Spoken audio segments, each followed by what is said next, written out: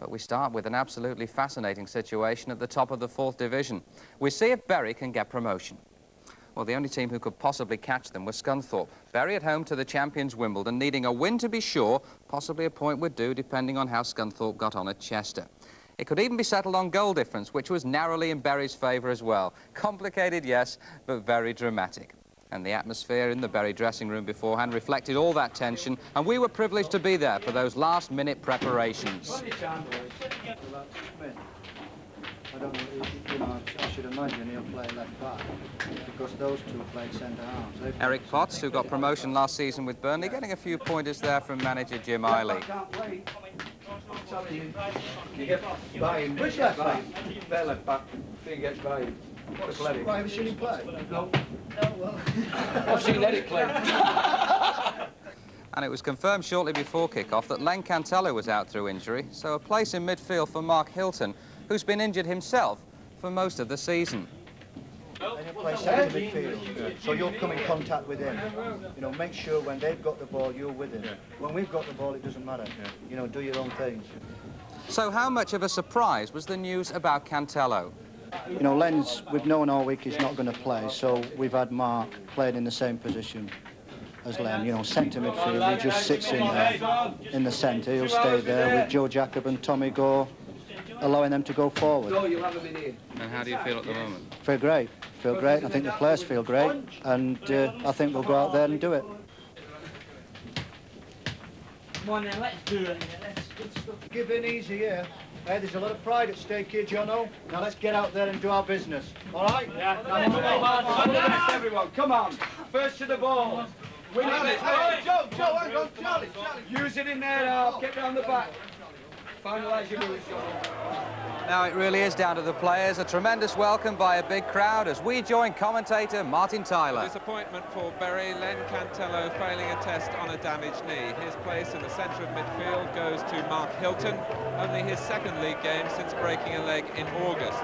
That was one of 3 broken legs, in fact, that Bury have suffered to senior players this season. And since December, they've also been without Paul Hilton, their most influential performer, because of knee trouble. But today, Wimbledon's resources are also stretched. The 4th division champions have released players to Scandinavian football, and since then they've been affected by a recent spate of injuries. So their substitute this afternoon is 36-year-old Mick Leach, who's not played in the league for more than 4 years. But striker John Leslie was past fit yesterday.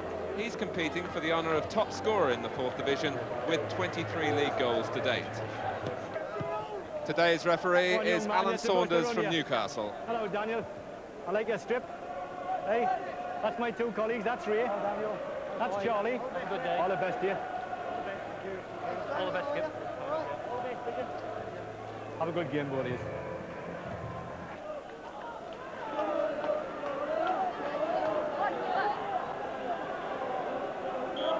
It's Bury then who kick off their destiny in their own hands.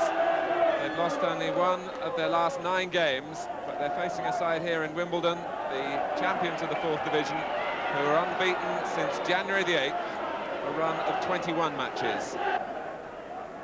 Eric Potts wearing 11. Tommy Gore had gone outside him. Dean Thomas is the defender. He's finally put it away by Mick Smith. Back from Gardner. Smith in the centre of the picture again. Mark Hilton's header. Johnson climbs.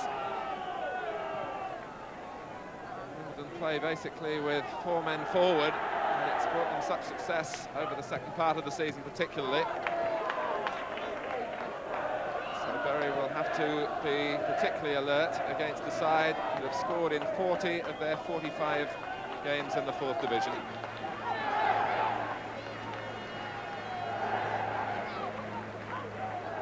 Evans misjudged it. John Bramall was behind him. Johnny Downs with rather an up and under. Paul Fishenden chasing. John Breckin is in sharply.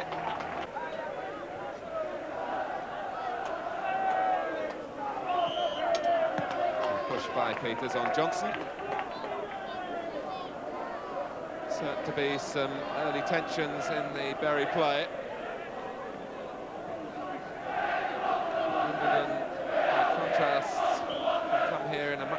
relaxed vein, although they're determined, if possible, to keep this unbeaten run going to the end of the season.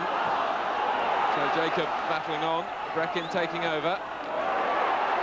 And Madden came in behind Johnson and couldn't keep the header down.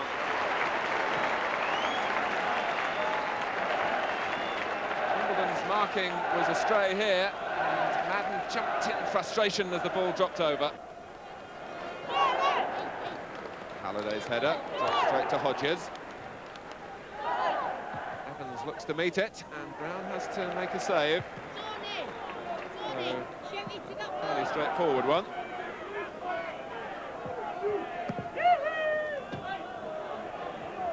Here's Fishenden. Slips Breckin. And Evans! A shattering moment for Berry. And on the bench, Jim Eiley's thoughts. Jimmy couldn't have got a worse start, really. No, nothing. Terrible. Good cross, good header, but he was on his own. Not marked. The man wasn't marked. Fishenden slipping past Breckin, and Evans, unattended, guided in the header. Certainly a goal that has changed the mood here, where there was so much optimism at the start. A goal of classic simplicity, really, from Wimbledon's point of view. Their policy of playing two wide players. And here's Leslie.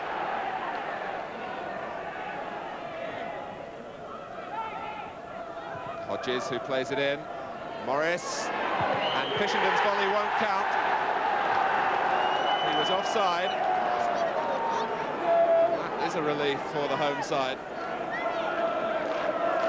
Wimbledon had so many players moving in unmarked for the cross from Hodges. It was fortunate for Brown, who was given no chance by Fishenden's volley, but Fishenden was offside.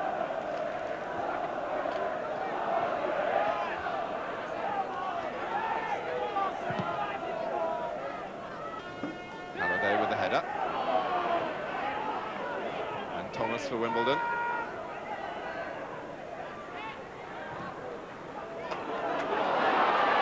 Johnson stretching to get there before Hatter. And then to take him on. Jacob has to jump again. And it was Potts who nipped in as Wimbledon hesitated.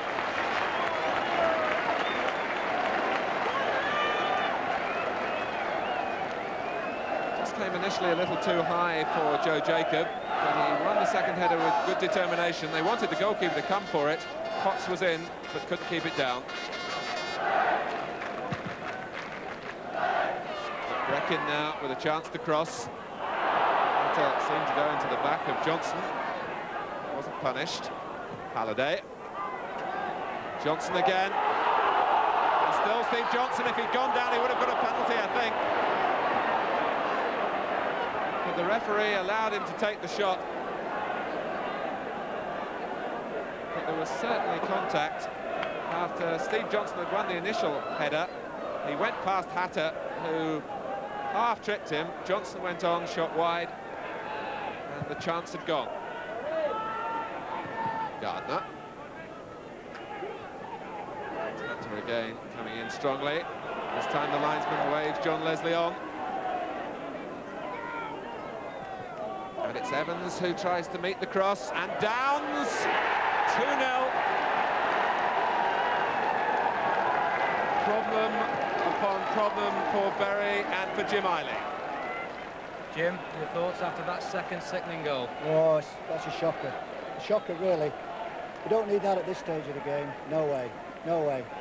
But our defenders, they're not marking. They're not marking. 7 minutes before half-time, and the linesman had allowed Leslie to run on, keeping the flag down. Evans caused problems at the far post. The header dropped for Downs, who thumped it into the roof of the net.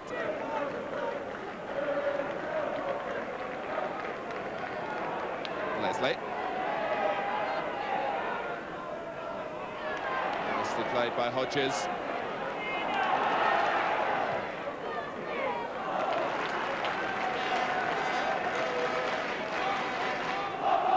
David Bassett, Wimbledon manager. What's the difference between the two sides at the moment?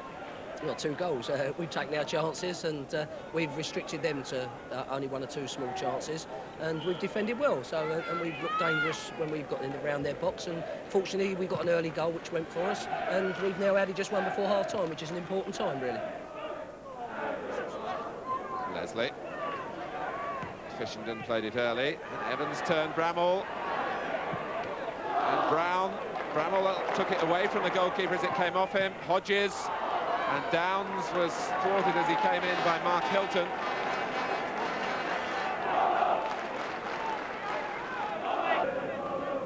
Evans got away from Bramall again. Brown could beat it out. Bramall only half cleared it. Hodges drove it back, but Berry survived.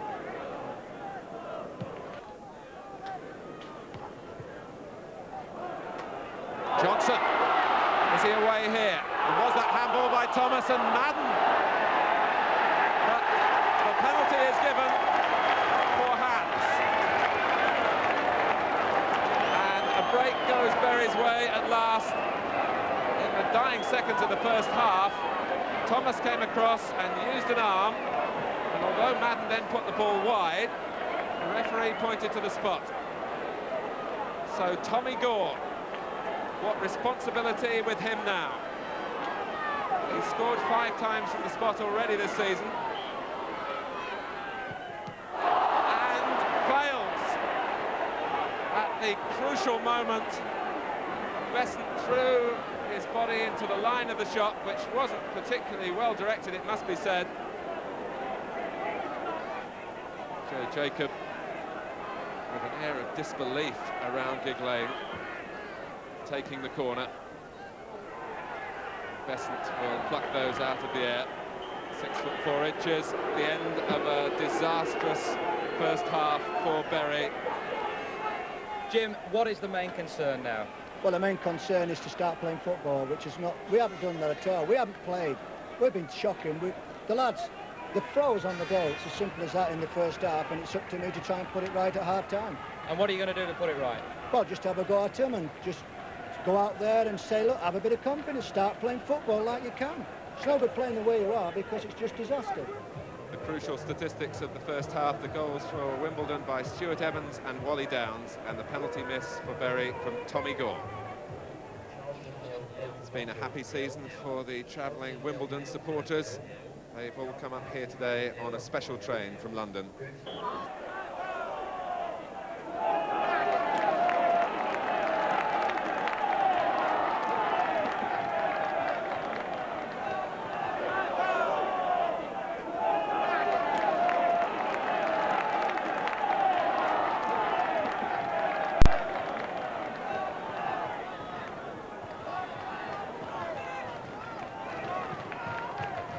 Johnson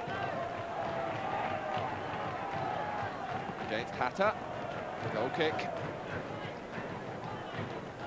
Steve Johnson has had a lot of injury problems in the past couple of seasons.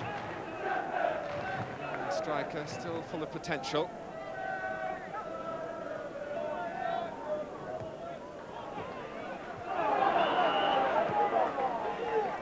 Berry's free kick.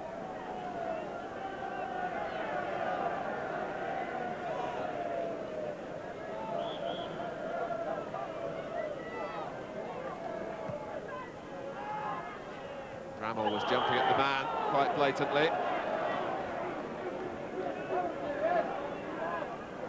And Berry want to make a substitution. They're going to take Parker out of the dugout, bring him on, and Mark Hilton will come off.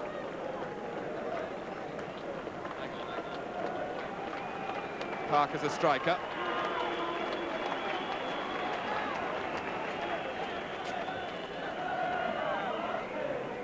Jim, what are you hoping to achieve with this substitution? Well, just put another big fella through the middle, you know, and hope that we can maybe get Craig Madden and Stevie Johnson going a little bit wider and trying to get round the back of their back four.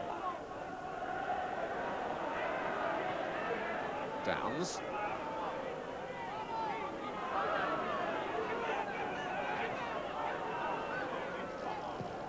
Peters with the cross. It's allowed to reach Leslie, and now Hodges. And Evans! Although Berry protests that presumably a hand was used as Evans stretched forward, the referee initially pointed for the goal. Evans has got the congratulations. And the referee now has gone across to check with the linesman. But did Stuart Evans handle there? The referee says yes, he did, but only after Berry had drawn his attention to it.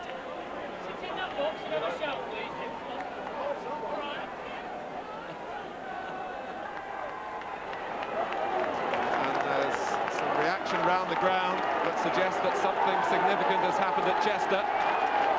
Suddenly, the bench and indeed the spectators are bubbling.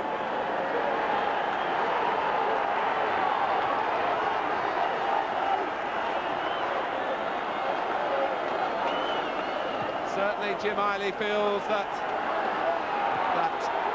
promotion is on. There's no question that on the terraces here, they feel that even in defeat here, Berry have done enough, as long as the margin of defeat doesn't widen, to have got promotion.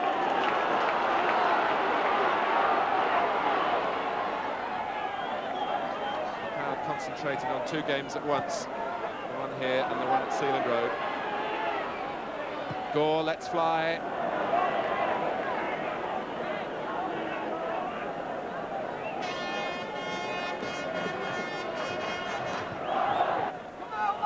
Jim, this is an unbelievable thing. I mean, we don't know whether you're up, down or what at the moment. Everyone in the ground believes you are. Yeah, well, I think the important thing for us is that we've got, what, 10 minutes, quarter of an hour to go, and we've got to keep playing. I mean, what's happening at Chester has got no bearing on this game as far as I'm concerned. It's what we're doing here that I'm bothered about. Hodges. And again. And it needed a terrific save by Brown from Fishenden to stop Berry going 3 down.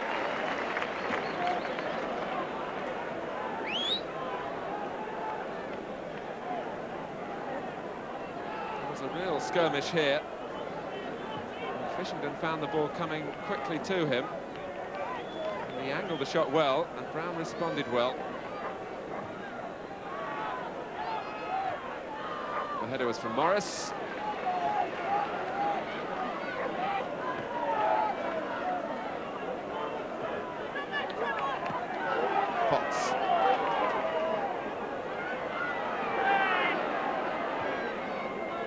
Bramall, pattern very much as before. And he's still going forward with more conviction in the second half.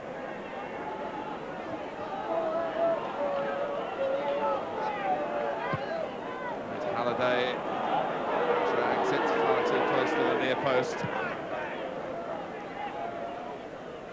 Bramall couldn't collect. And Parker to stay onside by a gesture from the linesman. He was really in an offside position. And scores! Out of nothing.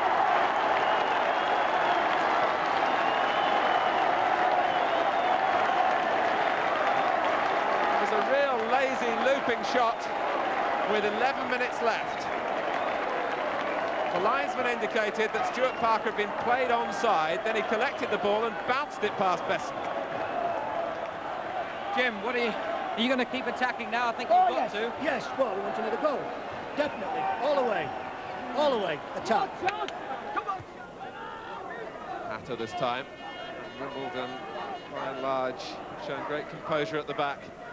And I suppose, once again, Berry, when you look for little things to go for you and against you, it seemed Wimbledon expected that Steve Hatter wouldn't be available to play in this game because they expected that he would be suspended. But that suspension was never allowed to come through because a booking wasn't reported, and he has really been a stumbling block at the back, Hatter.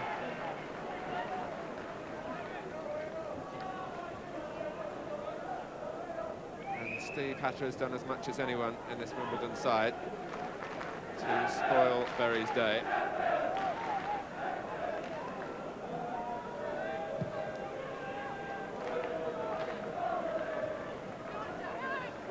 Fishenden.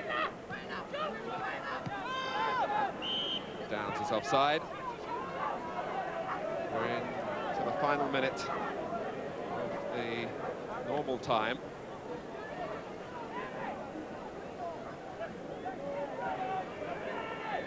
And the match ending very much in an atmosphere of anticlimax. Here's Jacob.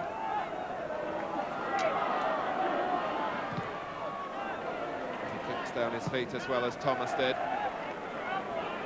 Fishenden away from Halliday. Has he done enough? He hasn't. Halliday slid in, but Fishenden looped the ball up and over David Brown. It was a lucky finish, really, but it epitomises the way the afternoon has gone for Bury.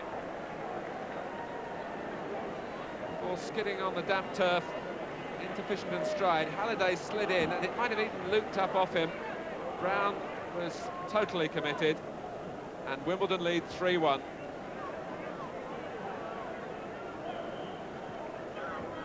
Fishenden scoring for the third consecutive game. It came in injury time.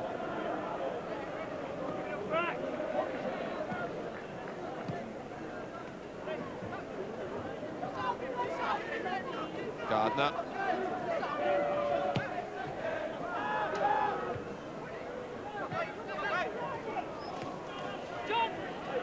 Leslie.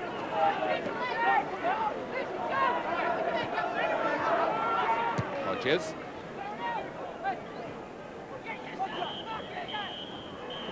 For Bury, an afternoon that began with such expectation, it ends in desolation. Defeat here, coupled with Scunthorpe's win at Chester, means it's Scunthorpe who are promoted. And that right at the end of a season of such consistency is heartbreaking for the Bury players. And the result amounted Chester 1, Scunthorpe 2. Chester 1, Scunthorpe 2. What despairing moments these are for footballers who have laboured long and hard and come so close and haven't quite done enough.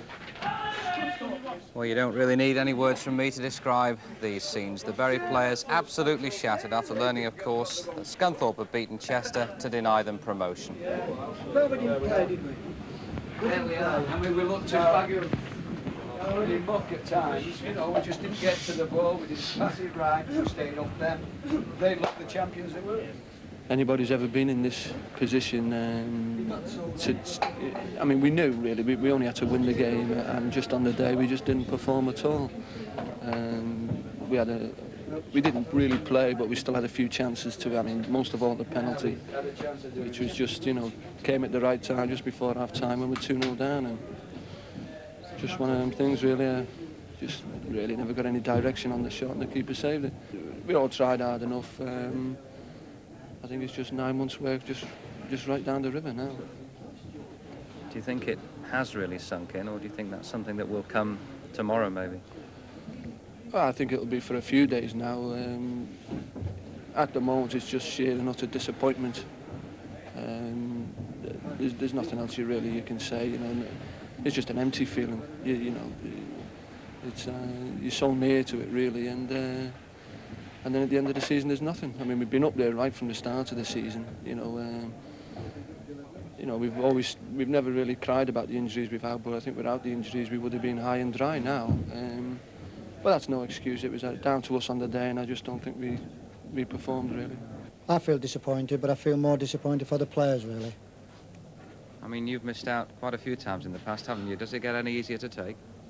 Well, it does really, yeah. You get used to it, actually, you know. But as I say, I'm forgetting my feelings now. My feelings are for the players because they have given everything they've got for this club and for me. Well, there was that extra cruel twist almost when, with quarter of an hour to go, you actually thought you'd achieve promotion. Yeah, that was a sick thing for somebody to do there, to push that thing through like that, you know, that Chester were winning 2-1, I was in heaven then. I was in heaven, you know, and I think so was everybody on the ground. But when it came through that it was 2-1 to Scunthorpe, I mean, then you're in hell, you know, because you think, well, there's a year's work gone down the drain. In just by somebody saying, well, Chester have won 2-1, when in fact it was 2-1 to Scunthorpe. But we'll be here next season, we'll be fighting, and we'll do the job next year, and we'll make sure we don't have the injuries that we had this year, and we'll try and be going up as champions like Wimbledon today. Oh, really, all that was absolutely amazing. 1 minute Bury thought they were up, the next minute they knew it wasn't to be. It really was a very, very sad occasion. Well, that's how it all finished officially. Scunthorpe getting the 4th promotion spot by 2 points, joining Wimbledon, Hull and Port Vale in Division 3 next season. And to make matters just that little bit worse for Bury, there are the Scunthorpe celebrations at Chester. Scunthorpe's winning goal, incidentally, coming 5 minutes from the end through Tommy Graham. Well, there's still one more issue to be decided in the 4th Division, one more club that'll have to apply for re-election, and it could be either Blackpool, Tranmere or Rochdale. Darlington also in trouble. Tranmere play Rochdale on Monday, and that'll be decisive.